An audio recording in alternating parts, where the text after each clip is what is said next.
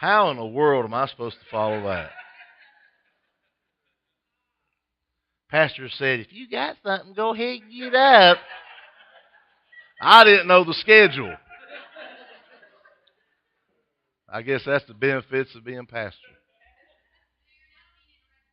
Oh, go ahead.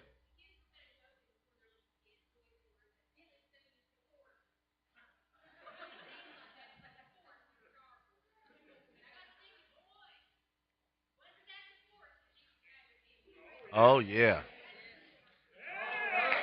Yeah.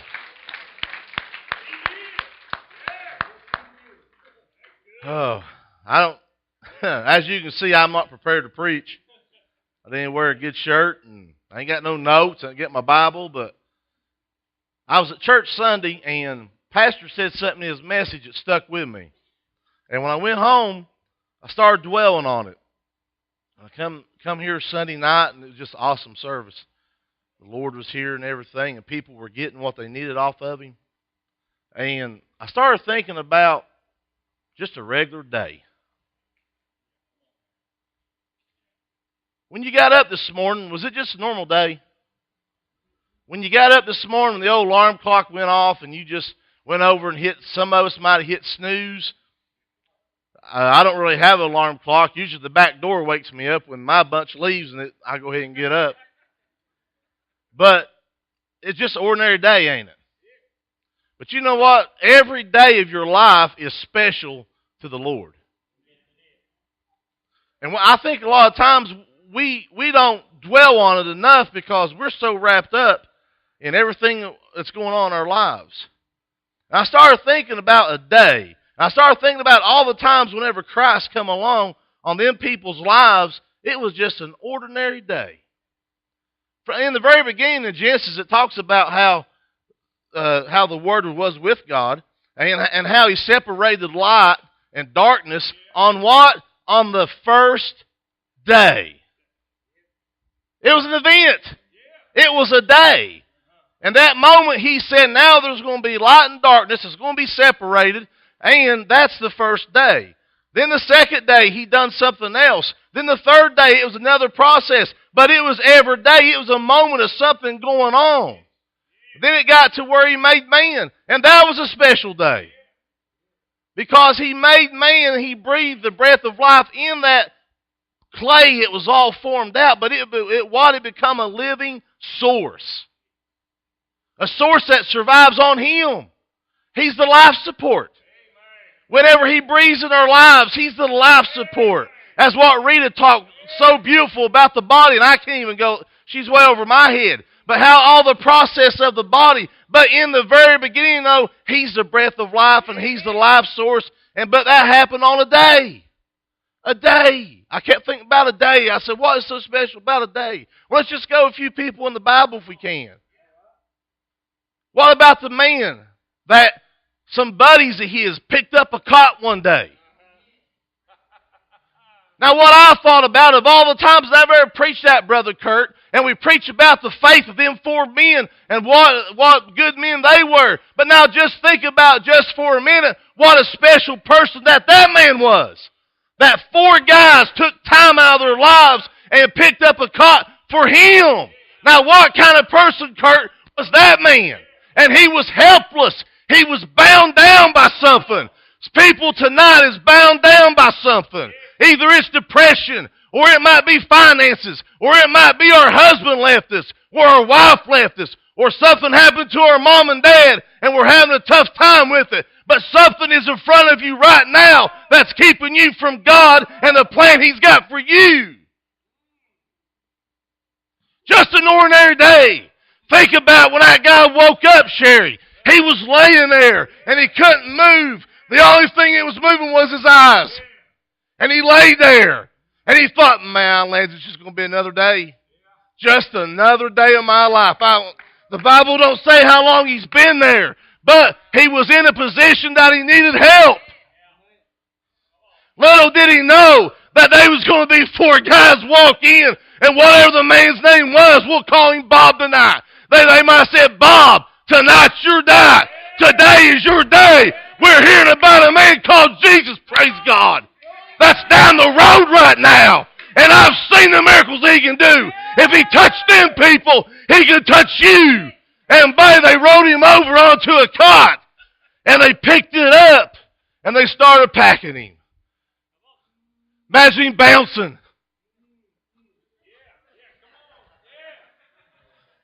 Where are they taking me? I'm out of breath. Where are they taking me? And they was a-packing Him. And when they got there, every time that Christ is involved, people, there's a crowd. Every time that Christ is in the house, there's a crowd. Whenever people's in church, then the Holy Ghost is there. There's a crowd. Why? Because they want something off of Him. What do you want off of Him today and tonight? Because He's here with all kinds of opportunities.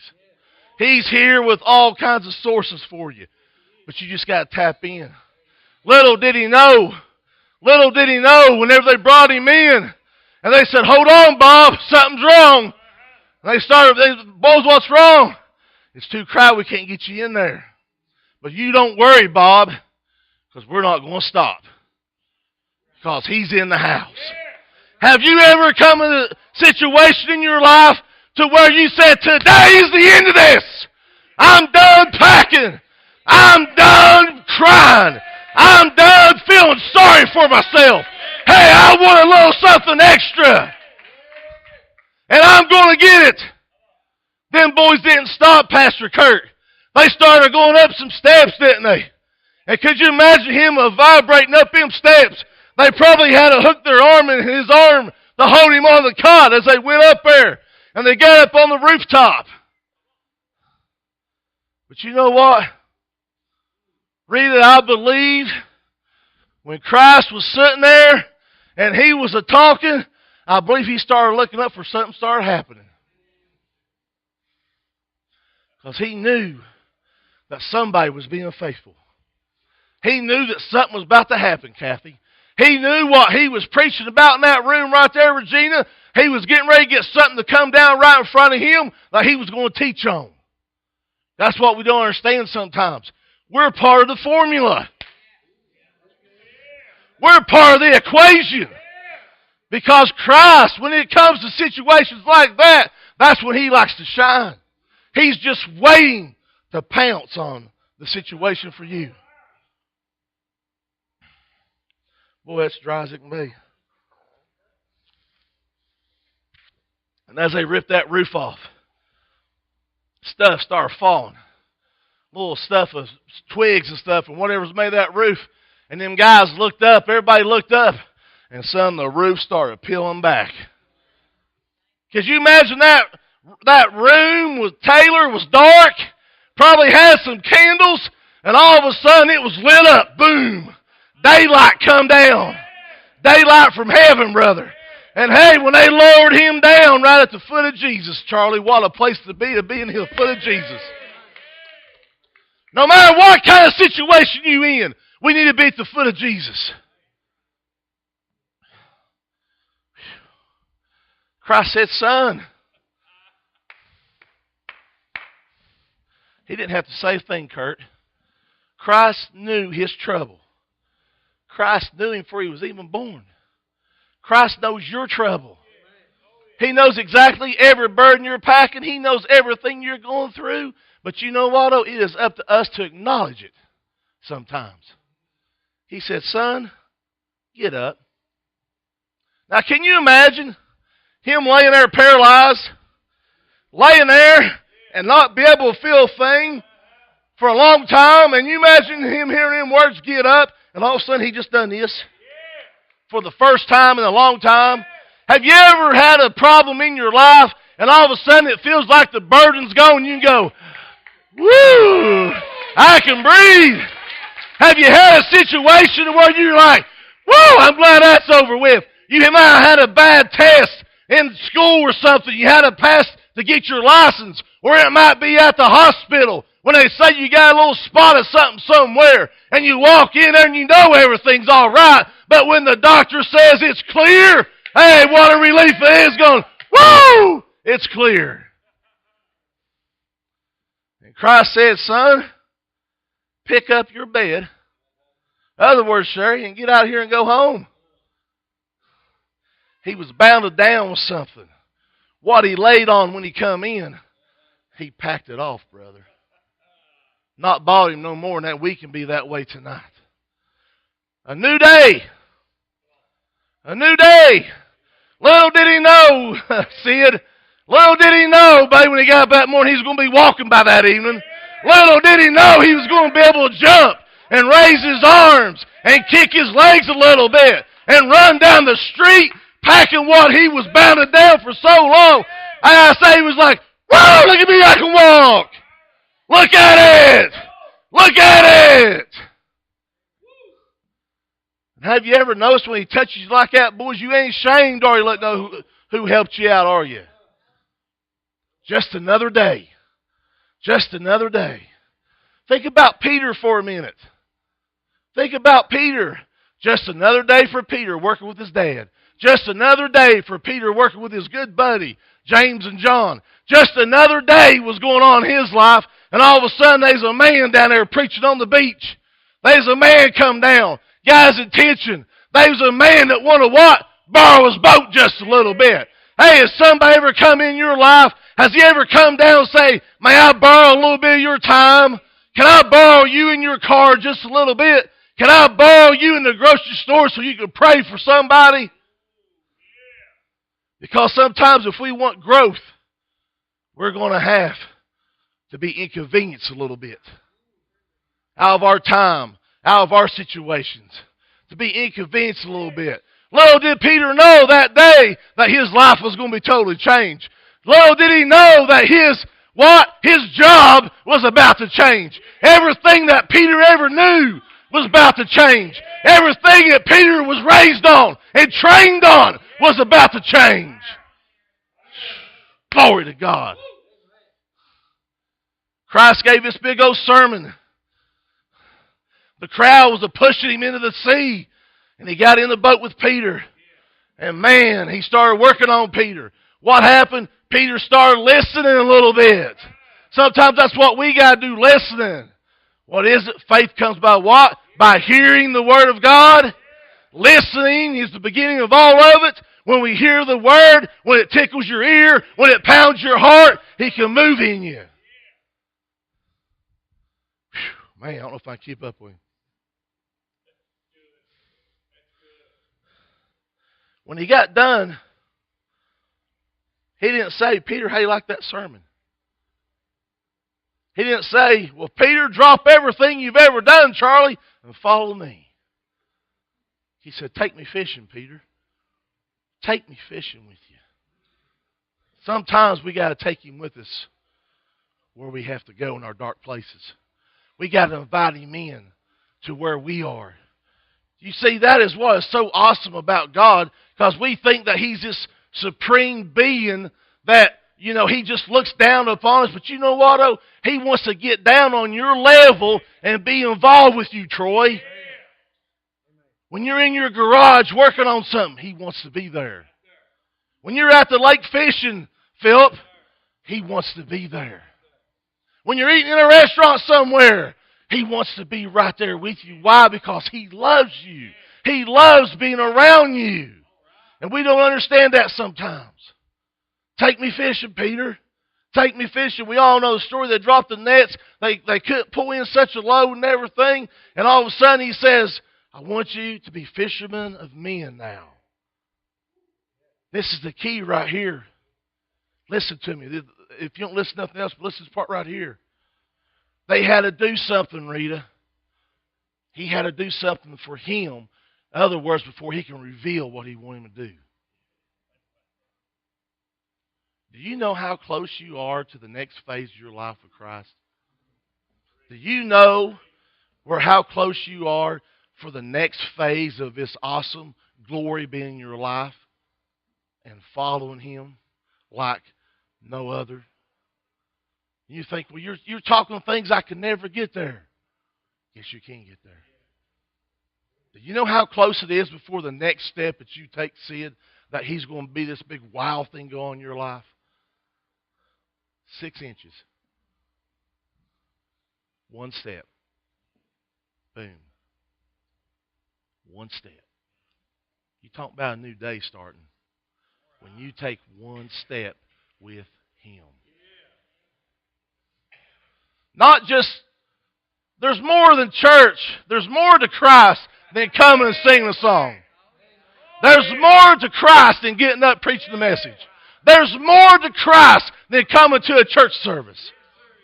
But when you take one step with Him, listen to me now. When you take one step with Him, you'll not remember the rest of them because why? Mama, you're going to be flying in His glory and His anointing. You are so high, it don't worry you if you have to go out somewhere and witness. It ain't going to worry you if you have to stand up in public. It ain't going to worry you if you have to read the Bible on the radio. If you take that one step with Him, Andy, He will secure you, lock you into His glory and His anointing, and you will not feel no bit of fear in your life.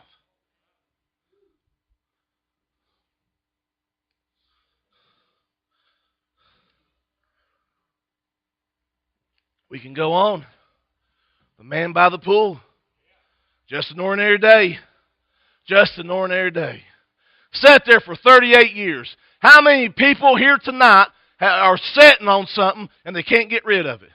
How many people are sitting here tonight that has been messed up with something and they can't get rid of it, don't know how? Tonight can be your night. Right now can be it. We don't have to wait till I'm done. You can stand up and say, hey, it's going to be a new day. Hey, we'll lock her down right here, and we'll open up the altar, and everybody can have a new day. Just an ordinary day in his life. He watched 38 people step in, probably. I don't know how long he's been there, but he watched several people, Kurt, get in the pool and watch their lives change. A new day for them, Philip. Now, can you imagine when he first got there, he was probably able to walk or something and was able almost to get there, but he can't quite run, and over here somebody just got something wrong with an arm? Nah.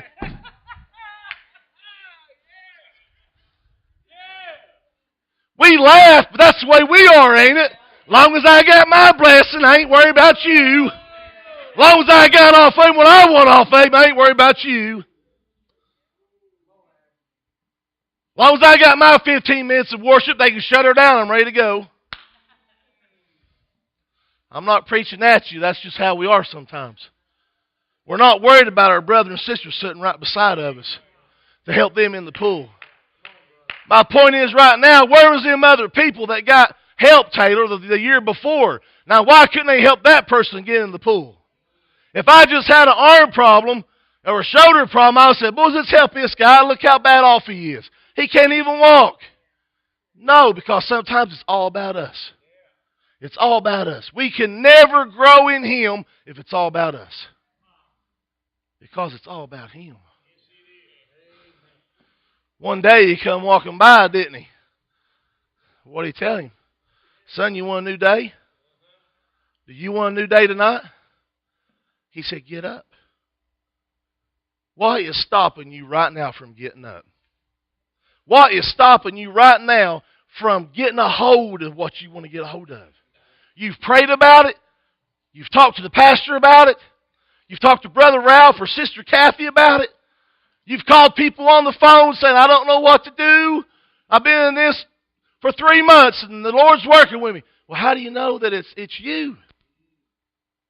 If you've messed with it for months and months and months, I would look at myself before I look at somebody else. What I've learned in this walk with mine already. Anytime that I've struggled with something, Kathy, and I seem like I can't get over the hump, 99.9% of the time it's Aaron Walker's fault and nobody's else. Because I'm nah. Don't worry about nobody else. A new day for him. Think about Moses for a minute. When Moses was on the backside of the desert, defeated. He was defeated. He stood there for 40 years thinking about what it used to be like.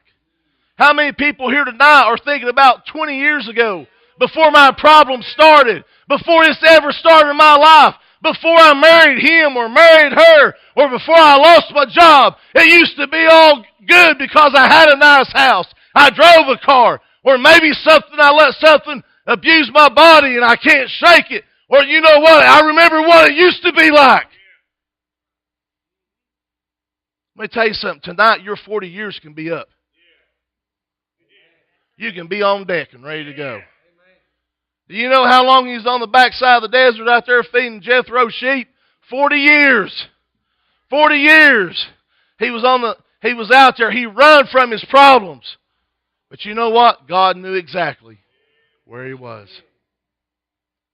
This is something that we all need to remember is whenever we're in the lowest part of our life, always remember where you come from.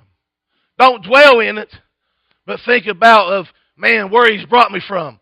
Brother Kurt, when I think about Aaron Walker today, and I may be having a bad day where my boss chewed on my tail, or I walked in somewhere and something's tore all to pieces and I got to fix it back, and I'm like, man, this is a bad day. But no, it ain't, because I remember about 15 years ago, Aaron Walker was in trouble and depression and everything else. Hey, if he brought me through all that, I can deal with this right here. Because he tells me that he will never leave me, nor will never forsake me, that he'll go all the way with us, Sherry, until what? Till the very end, or to the very end of our journey. Where are you at tonight?